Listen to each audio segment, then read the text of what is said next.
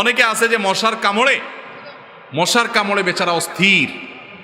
মশা হয়তো তার শরীরে এমনভাবে হুল ঢুকাই দিছে যে ব্যথা জ্বলা যন্ত্রণা শুরু হয়েছে, তারপরেও সে চোখ মুখ লাল হয়ে যাচ্ছে, কিন্তু বেচারা মশা তাড়াইতে যায় না যদি নামাজ নষ্ট হয়ে যায়।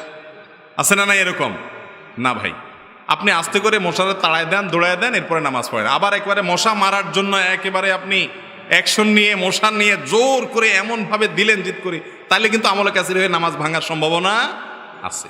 খোলাসা কথা হলো, নামাজের মধ্যে কোনো শরীরে কোনো জায়গায় চুলকাচ্ছে বা মোবাইলে আপনার মশা কামড় দিয়েছে বা কোনো ডিস্টার্ব হয়েছে, কথার কথা আপনার বাচ্চা আপনাকে এত ডিস্টার্ব করছে যে কোনোভাবে আপনি সেখানে সালাত আদায় করতে পারছেন না, সামনে এমন কিছু এসে পড়ছে কোনোভাবে আপনি সেখানে সালাত আদায় করতে পারছেন না, সেদার রুকু দিতে পারছেন না, আস্তে করে আলতো করে সরাই দিলেন, কিন্তু আপনি নামাজের যে নামাজের যে অবস্থা তার মধ্যেই আছেন, আপনাকে দেখে নামাজে যে আছেন এটা বোঝা যায়।